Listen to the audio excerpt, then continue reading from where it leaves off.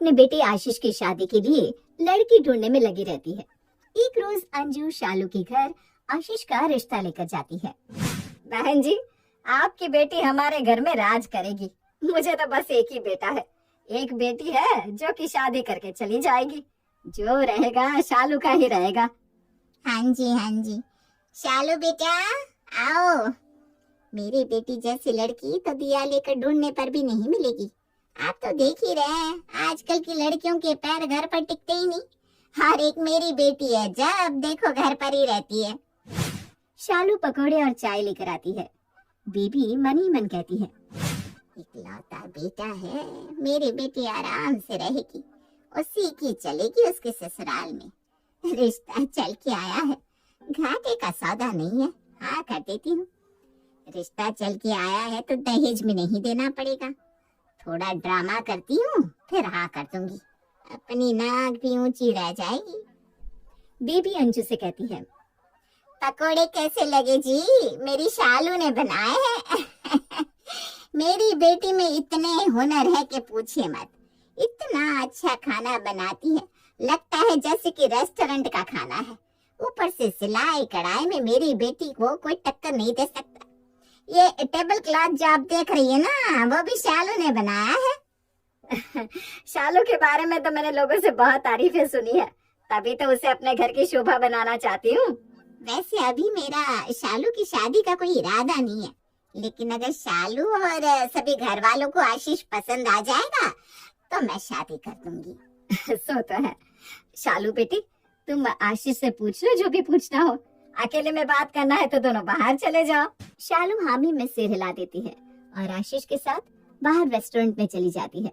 आशीष तो पहली नजर में शालू को अपना दिल दे देता है। शालू को भी आशीष पसंद आ जाता है और दोनों की शादी पक्की हो जाती है। शादी में बेबी 1 रुपया का खर्च नहीं करती और ना ही दहेज के नाम पर कुछ देती है। आशीष और शालू की शादी हो जाती है और शालू आशीष के घर चली जाती है। शादी के पहले ही दिन शालू घर में सब कुछ इस तरह संभाल लेती है जैसे कितने दिनों से वो इसी घर में हो। बहू, तू मेरे बेटे को संभाल ले और मुझे कुछ नहीं चाहिए। नियति की भी अब शादी कर दूंगी, 1 साल के बाद वो भी अपने घर चली जाएगी। मम्मी जी, आप फिक्र छोड़ दो, अब ये घर और इस घर की जिम्मेदारी मेरी है। इसी तरह दिन बीतने लगते हैं। एक रोज शालू आशीष से कहती है, आशीष, हमारे घर में पैसों की तो कोई कमी नहीं है, फिर घर का हुलिया क्यों चेंज नहीं कराते? कितना पुराने टाइप का लगता है सब कुछ। थोड़ा रेनोवेशन करवा लेना चाहिए हमें। हाँ, रेनोवेशन की जरूरत तो है इस घर को। मुझे तो अपने काम से टाइम ही नहीं मिलता। नियति बाहर ही पड़ती है, माँ की तबीयत भी ठीक नहीं रहती। कौन करवाएगा ये सब? वैसे भी घर में मैं और मम्मी तो रहते थे, तो हमें वैसे कोई जरूरत महसूस नहीं हुई। अब तुम आ गई हो तो तुम करवा लो जो भी करवाना है। रेनोवेशन तो करवानी ही पड़ेगी। नियति की शादी के लिए लड़के वाले उसे देखने आएंगे, तो क्या ऐसे घर में आएंगे? अरे ऐसे घर में हमारी इम्प्रेशन क्या बनेगी? अब ये सब तुम सोचो, ये लो पैसे और जो करवाना है करवा लो। मुझे इन सब का कोई नॉलेज नहीं है। ठीक है, मैं अब इस घर का हुलिया ही बदल कर रख दूंगी। शालू रात भर घर के इंटीरियर के वीडियो देखती रहती है, फिर एक अच्छे से इंटीरियर डिजाइनर को खोज निकालती है और अगली सुबह उठने के साथ ही उसे कॉल करके घर बुला लेती है। मुझे अपना घर बिल्कुल आज के डिजाइन का चाहिए। अब आप बताओ कि आप क्या कर सकते हो। सबसे पहले तो मुझे ना ये सोफा नहीं चाहिए, टीवी यूनिट भी चेंज करना है और मेरे किचन का पूरा फर्नीचर नया चाहिए मुझे। मैडम, आपको जैसा जैसा चाहिए आप बता दो, मैं एक डिजाइन तैयार करके आपको प्रिंट करके दे दूंगा। आप बता देना क्या क्या चेंजेस करवाने हैं। डिजाइनर शालू की सारी बातें सुनता है और उस हिसाब से घर के डिजाइन करके अगले दिन शालू को दिखाता है। भैया, हॉल ऐसा मुझे चाहिए जिसे देखकर 4 लोग तारीफ करने पर मजबूर हो जाए। मुझे हॉल का रंग ग्रीन ही चाहिए और कमरे का रंग ब्लू। अब कुछ भी करके आपको इसी महीने में काम खत्म करके देना होगा। हो जाएगा मैडम, अब उसकी चिंता मत कीजिए। काम कैसे करना है वो मैं देख लूंगा। और घर का रेनोवेशन का काम शुरू हो जाता है। महीने भर बाद शालू का घर तैयार हो जाता है। घर ऐसे तैयार होता है कि आशीष और अंजू देखते ही रह जाते हैं। अंजू शालू से कहती है, बहू, तूने तो घर का नक्शा ही बदल दिया। लग ही नहीं रहा कि ये वही घर है। हाँ मम्मी जी, अब घर से ही नियति की शादी होगी, किसी होटल से नहीं, हाँ हाँ बिल्कुल, आप घर किसी होटल से कम नहीं दिख रहा है। हाँ, वैसे भी मैंने श्याम जी का कीर्तन करवाने की सोचा है। इसी बहाने दोनों काम हो जाएंगे, सब घर भी देख लेंगे और कीर्तन भी हो जाएगा। ठीक है, जैसा ठीक लगे कर लो। शालू सभी रिश्तेदारों को कीर्तन में आने का न्योता देती है और बेबी को फोन करके कहती है, माँ मेरे घर में कीर्तन है, तुम्हें और कुणाल को आना है। देखो टाइम पे आ जाना, एक दिन पहले ही आ जाओ और एक हफ्ते बाद जाना। तुम्हारे घर में इतने दिन क्या करूंगी मैं बेटा? ये कोई बात थोड़ी ना हुई। शादी के बाद मेरी माँ और भाई पहली बार मेरे घर आ रहे हैं, तो कुछ दिन तो रहना ही होगा ना। दीदी मैं तो आ जाऊंगा। शालू कीर्तन की सारी तैयारी कर लेती है। इधर ठीक कीर्तन के एक दिन पहले नियति घर आती है और उधर बेबी और कुणाल भी शालू के ससुराल जाते हैं। बेटी के घर को बाहर से देखकर बेबी अंजू से कहती है, पूरे घर का नक्शा ही बदल गया है। हाँ जी, ये सब तो शालू ने किया है। वो तो देखकर मुझे समझ में आ ही गया था, ये सब मेरी बेटी ही कर सकती है। मेरी शालू हर काम में माहिर है। सो तो है। चलिए बहन जी, अंदर बैठकर बातें करते हैं। नियति भी आ गई है, उससे भी मुलाकात कर लीजिए। हाँ, अब तो उसकी ही बारी है शादी की। अंजू नियति को कुणाल और बेबी से मिलवाती है। कुणाल नियति से बात करने में लग जाता है। इधर बेबी एक एक चीज बड़े गौर से घूर घूर कर देखती है। मेरी बेटी है तो आपके घर का स्टैंडर्ड ही बदल गया। वो तो मेरी बेटी है जिसने आशीष जी से शादी कर ली। वरना कौन ही ऐसे घर में शादी करता है जिसका घर इतना पुराने जमाने का हो। शालू सच में बहुत अच्छी है। अंजू समझ ही नहीं पाती कि बेबी उसे ताने मार रही है। इतने में शालू आकर कहती है, माँ तुम थक गई होगी, आराम कर लो ना, तुम्हारा कमरा मैंने तैयार करवा दिया है। हाँ बेटा। बेबी आशीष को देखते हुए अपने कमरे में चली जाती है। मेरी बेटी है जो इनका घर चल रहा है, वरना क्या होता है इन लोगों का। शाम को जब बैठकर सब साथ में चाय नाश्ता कर रहे थे, तब आशीष हड़बड़ी में वहां आता है और शालू से कहता है, शालू तुम मेरे कलीग्स को तो बुलाना ही भूल गई। अब ऐन मौके पर किसी को बुलाना अच्छा थोड़ी ना लगता है। अरे बाबा शांति, मैंने सबको इनवाइट किया है। प्रियंका को किया है? हाँ बाबा उसे भी किया है, लेकिन वो बाहर जा रही है ना, तो वो नहीं आ पाएगी। आशीष और शालू अपने कमरे में चले जाते हैं। इसी बात पर बेबी अंजू से कहती है, वो तो मेरी बेटी है जिसके कारण आपका घर चल रहा है समधन जी, वरना आपका बेटा तो गंवारा ही रह जाता। ये क्या कह रही है समधन जी आप? अब भगवान झूठ ना बुलवाए, मेरी बेटी को तो फेरे पर ही पता चल गया था कि आशीष बाबू का चक्कर किसी लड़की से था और अपनी एक्स से ब्रेकअप होने पर ही उन्होंने शादी के लिए हाँ कहा है। मेरी बेटी की जगह कोई और होती ना तो कभी ना निभाती। क्या पता आज भी आशीष बाबू का किसी से अफेयर चल रहा हो, हैं? आज भी लड़कियों को बुलाने में लगे पड़े हैं। अंजू कुछ नहीं कहती, लेकिन मन ही मन उसे ये सब सुनकर बहुत खराब लगता है। वो मन में सोचती है, समधन जी पहली बार हमारे घर आई है, उनसे कुछ कहना ठीक नहीं होगा। अभी सब एंजॉय के मूड में है, सारा मजा खराब हो जाएगा। लेकिन याद रखिएगा समधन जी, आपको मैं छोड़ूंगी नहीं। सही वक्त आने दीजिए, सारी चीजों का जवाब दूंगी मैं आपको। अगले दिन सुबह पहले कीर्तन शुरू हो जाता है। कीर्तन में सभी रिश्तेदार और दोस्त आते हैं। जो लोग आते हैं सब शालू की तारीफ करते हैं। सबको नाचता देखकर बेबी कहती है, मेरी बेटी है तो आपका घर चल रहा है समधन जी, वरना इतना अरेंजमेंट कर पाना आप लोगों के लिए तो मुश्किल ही था। हाँ जी, क्योंकि आपकी बेटी अब हमारे घर की बहू है। कीर्तन अच्छे से निपट जाता है। सब रिश्तेदार खा पीकर अपने घर चले जाते हैं, सिवाय बेबी और कुणाल के। अगली सुबह शालू सारा काम निपटाने में लग जाती है। मम्मी जी, इतनी सारी सब्जियां बच गई है कल की, तो मैं सोच रही हूँ आज का खाना ना बनवाकर यही सब बचे हुए खाने खत्म कर लूं। हाँ बहू, ठीक कह रही है तू। शालू काम में लगी रहती है। बेबी फिर से अंजू को ताना देती है, मेरी बेटी है तो आपका घर चल रहा है, वरना कोई और होती तो आप लोग सब तो लूट ही जाते। बेबी जब देखो हर छोटी बड़ी बात पर अंजू को ताना मारने का मौका नहीं छोड़ती। वो बात बात पर यही कहती रहती, मेरी बेटी है तो आपका घर चल रहा है। इसी तरह 2 दिन बीत जाते हैं। इधर नियति और कुणाल के बीच दोस्ती गहरी होने लगती है। नियति शालू से कहती है, भाभी आज का खाना मैं बना लूंगी, आप अपनी मम्मी के साथ टाइम स्पेंड करो, उन्हें कहीं घुमा कर ले आओ, वो जब से आई है कहीं गई ही नहीं। अरे नहीं नहीं नियति, तुमसे नहीं हो पाएगा, तुमने कभी खाना बनाया नहीं है ना, मैं खाना बना कर चली जाऊंगी। भाभी आप जाओ ना, अब थक जाओगी, मैं हूं ना, देख लूंगी सब। शालू चुपचाप रात के खाने की तैयारी करके रख देती है। अगर नियति से कुछ नहीं बनेगा तो मैं आकर फट से रेडी कर दूंगी खाना। उसने तो बोल दिया, पर अगर उससे नहीं हो पाया तो फिर मैं क्या करूंगी। शालू बेबी और कुणाल के साथ मॉल घूमने चली जाती है। इधर नियति खाना बनाती है, लेकिन उससे खाना जल जाता है। शालू बेबी और कुणाल के साथ खाना खाकर घर आती है और देखती है कि नियति जली हुई सब्जी और चावल आशीष और अंजू को परोस रही है। मम्मा सब्जी और चावल जल गए, आज खा लो, हमारे पास कोई ऑप्शन नहीं है। अरे कोई बात नहीं बेटा, हम खा लेंगे।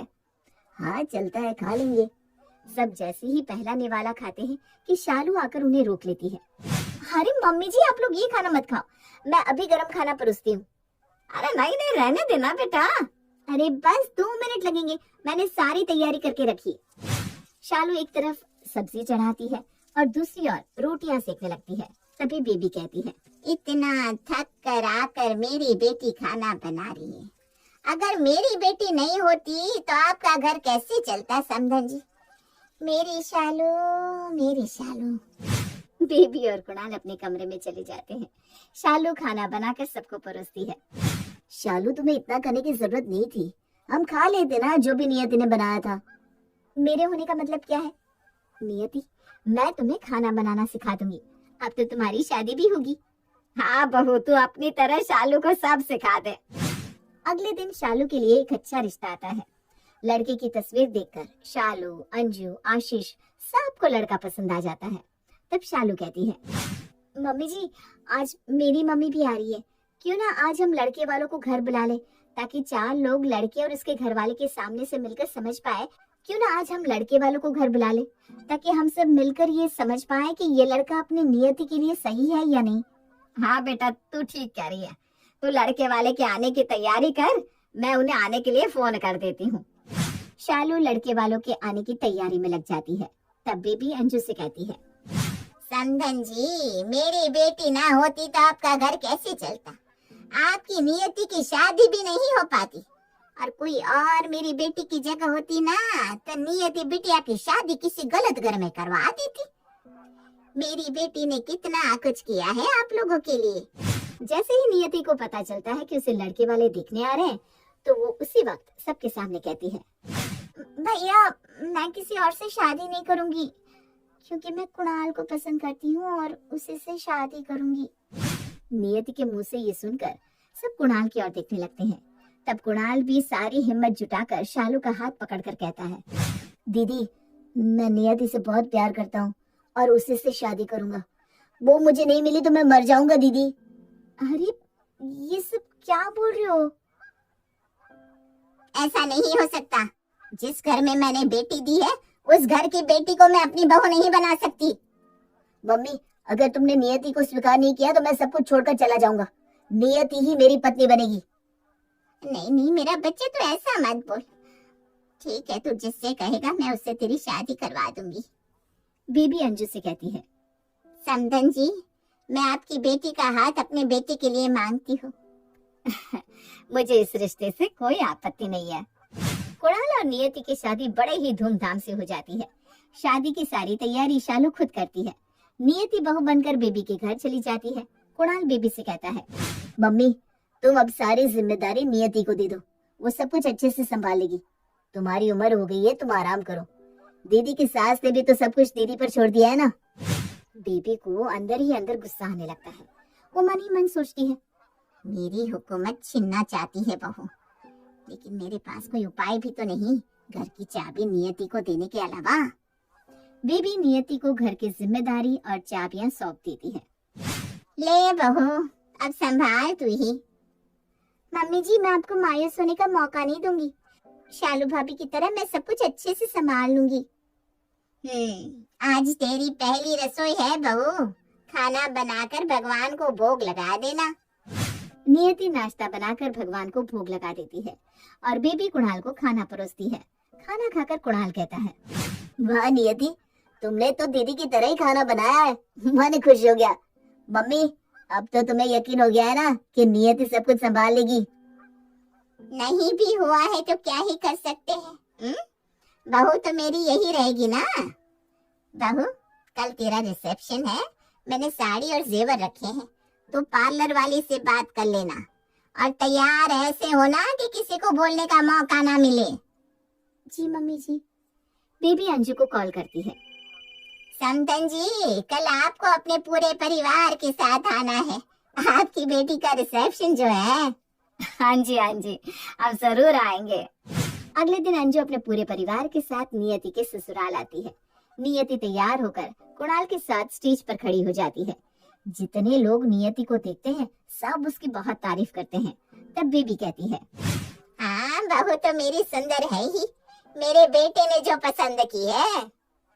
मेरी बेटी ना होती तो क्या होता समधन जी आपके घर का। आपके बेटे से तो कोई शादी भी नहीं करता। वो तो मेरी बेटी है जिसने कुणाल से शादी कर ली। बेबी की तो बोलती बंद हो जाती है और थोड़ी देर के लिए वो ऐसे चुप हो जाती है जैसे उसे सांप सूंघ गया हो। रिसेप्शन की पार्टी बड़ी जोरदार थी। रात को लेट हो जाने के कारण कुणाल शालू से कहता है, दीदी, आप लोग एक हफ्ते के लिए यहीं रुक जाओ ना। तुम भी घर नहीं आई काफी दिनों से। इसी बहाने मम्मी जी हमारा घर भी देख लेंगे। नहीं मुझे जाना होगा, बहुत काम पड़े हैं ना कुणाल, शादी का घर बिखरा हुआ है। जीजू, आप बोलो ना दीदी से रुकने को। अरे रुक जाते ना शालू, मुझे भी तो अपने ससुराल का आनंद लेने दो। शालू का परिवार कुणाल के घर रुक जाता है। अगली सुबह नियति एक जिम्मेदार बहू की तरह सबके लिए नाश्ता बनाती है और सबको परोसती है। बेबी मीठा खाने लगती है। तब नियति उसे टोकते हुए कहती है, मम्मी जी, आपको शुगर है, मीठा खाना मना है। कल रात में भी आप दवाई लेना भूल गई थी ना। खाना खाने के बाद मैं आपको दवाई दे दूंगी। इतने मीठे से कुछ नहीं होगा बहू। नियति बेबी की प्लेट से मीठा निकाल कर रसोई में चली जाती है। तब अंजू कहती है, समधन जी, मेरी बेटी है तो आपका घर चल रहा है, वरना पता नहीं क्या होता है इस घर का। अंजू भी अब हर बात पर बेबी को ताने देती रहती कि मेरी बेटी है तो आपका घर चल रहा है। शाम को नियति अपनी नई साड़ी निकाल कर बेबी को देते हुए कहती है, मम्मी जी, आप ये साड़ी पहनकर किटी में जाना। मेरी सास किसी से कम नहीं लगनी चाहिए। ठीक है बहू। मेरी बेटी है जो इस घर के लिए इतना सोचती है, वरना कोई और लड़की कभी भी इतना नहीं करती समधन जी। मुझे माफ कर दीजिए समधन जी, मैंने आपको बहुत ताने मारे। किसी की बेटी किसी की बहू भी होती है, मैं ये भूल गई थी। आज आपने मुझे एहसास दिलवा दिया कि एक औरत ही अपनी बेटी का घर बर्बाद करती है और अपनी बहू से अपने घर को संभालने की उम्मीद करती है। अब ऐसा नहीं होगा। अंजू बेबी के कंधे पर हाथ रखकर कहती है, मैं तो मजाक कर रही थी समधन जी, लेकिन आप अपनी गलती समझ गई, ये अच्छी बात है। अब ये समधन का रिश्ता छोड़कर हम बहन का रिश्ता निभाए तो इसमें कोई बुराई नहीं है। हाँ जी बिल्कुल। अब बेबी अंजू को अपनी बहन की तरह मानने लगती है और हर छोटी बड़ी बात पर उससे सलाह मशवरा लेने लगती है।